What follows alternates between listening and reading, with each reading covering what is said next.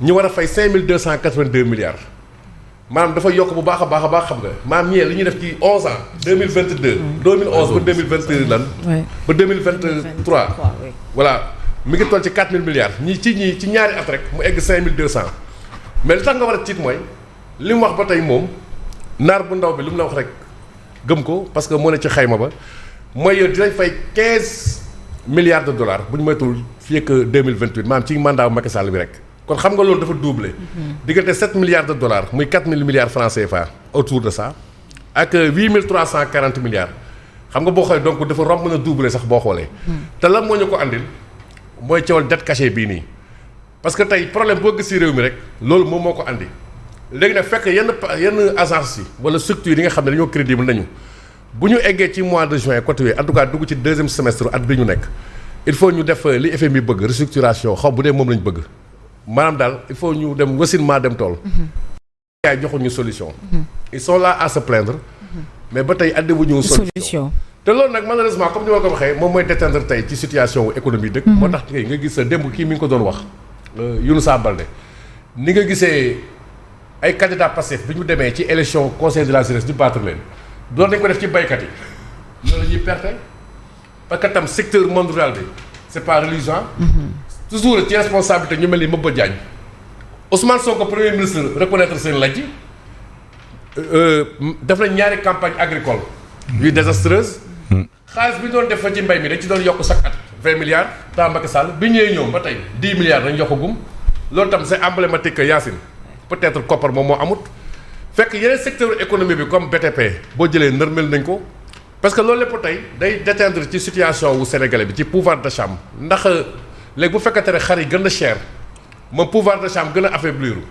xam nga finalement affaire bi dafay ñaxami donc du articulation moo doon wax quoi parce que kii liggéey ak kii wër di wax bu weer dee lu ñu bokk résultat te boobu ba tey nag gars yi Yacine wax rek lañ fi nekkee lépp loo xam ne dig nañ ko askan bi xam naa dina ci ñëwaat ci revue de presse incha allah tout à l'heure ba ci sax affaire jubal jubbanti bi ñu doon wax moom ma mel ni jaawale jànnaxa jaxase point bi gën a am solo ci jubal jubbanti mooy ay déclaration de patrimoine sax bërki démb dégg nga ki nga xamante ne moo jiite OFNAC xamal nañu ne foofu tamit am na ay ministre ay DG ak ay chef institution yoo xam ne ni ba tey déclaré gu ñu seen patrimoine en tout cas te loolu nag lu grave la pour man loolu dafay waroo ak li ñu déggoon askan bi jubal jubanti bi maam daal Yacine en définitive réew mi li fi nekk mooy ña ngi ca noos ga pendant que askan bi mi ngi souffrir ba tey ronguñu baadool di siim cere buur. Alors, Pierre Simon, Saint-Iflux suspect dans la lutte contre le blanchiment de capitaux et les circuits financiers illicites. Il y a 866 alertes enregistrées en 2025. Alors, c'est une baisse de 6,7% par rapport à l'année 2024. Oui, baisse boobu faudrait-il que ñu xam li ko mën a expliquer. Parce que les déclarations de soupçon yàgg na. Peut-être c'est juste par rapport à des chiffres peut-être ren mën na yokku déwén mu wàññeeku déwén bii di ñëw mu yokkuwaat parce qu'il y a plusieurs paramètres justement qu'il faut prendre en compte mais quoi qu'il en soit pour man je pense que xëy na politique yi ñu amorcé depuis déjà quelques années autour du GIABA c'est le groupe intergouvernemental bi nga xam ne mooy xeex contre le blanchiment d'argent de blanchiment de capitaux et de financement contre de la lutte xawma lan terrorisme ñoom dañuy initier ay programmes avec les États et ces programmes permettent de mettre en place ay environnement juridique mais également passer à des actions concrètes yoo xam ne dañ koy def et je pense que de ce point de vue c'est vrai que le Sénégal n'est pas un très bon élève mais quand même sunu réew am na jéego yoo xam ne def nañ parce que man j'ai eu à participer à certaines rencontres du GIABA ici à Dakar bi ci mujjee je pense ça fait juste un mois et quelques boo xam ne amal nañ ko fii ci Ndakaaru donc tu vois que il y a des efforts et nit ñi au fur et à mesure ñu ngi comprendre ne ñu ngi gën a comprendre ne am sa alal mën nga ko amee neneen nu gën a rafet. Bon c'est vrai qu'il y a encore des pratiques yoo xam ne ça demeure mais toujours est-il que boo defee yenn opération yi au niveau de la banque a l'obligation du banque bi moo lay laaj nangama dafa obligé def déclaration léegi nag déclaration bu muy def nan la koy CENTIF di jàppee banque bi lijjantiwul loolu parce qu'il y a des normes à respecter, il y a des choses yoo xam ne bu ko banquier bi gisee wala l'établissement financier gisee automatiquement daf ko war a signaler moom mooy ces déclarations suspectes yi nga xam ne moom ngay dégg mais déclaration suspecte ça ne veut pas dire également que li ngay soupçonner moo am. Alors on me fait savoir que les Sénégalais font de moins en moins dans les banques. Oui, parce que oui, centime. mais justement il y a ça parce que à une certaine époque am na ñu bëri ñoo xam ne seen xaalis seen biir kër lañ ko doon denc. Thésarisation. Yenn pratiques yi nga xam ne moom la ñu gis mais n'empêche le blanchiment d'argent est toujours là et am na secteur yu bëri boo demee nga xool ko da ngay xam ne tu as des soupçons léegi nag soupçons yooyu nag enquête moo koy approfondir établir des faits réels ou supposés. Sénégal par exemple on nous cite très souvent le secteur de l'immobilier da ngay xëy rek gis ay immeuble di jóg ngay poser wu question mais waa ji fan la war a mën a jëlee xaalis peut-être que am na activité à côté une activité licite mais en parallèle il a une autre activité boo xam ne moo koy may xaalis bu lewul boobee mu boole ko ak li muy liggéey comme activité licite pour mën ko déclarer à la banque maanaam day couvrir day blanchir xaalis bi nga xam ne lewut mu boole ko ci recette bi. Je te donne juste un exemple pour nit ñi comprendre man am naa restaurant boo xam ne par jour je peux faire vraiment sur des faits établis des recettes autour de 50 000 mais à côté mën naa peut-être di def beneen activité illicite boo xam ne peut-être mën na nekk njaayum sinébar mën na nekk proxénétisme ak yooyu xaalis ba ma fay am su ma ñëwee may gonfler sama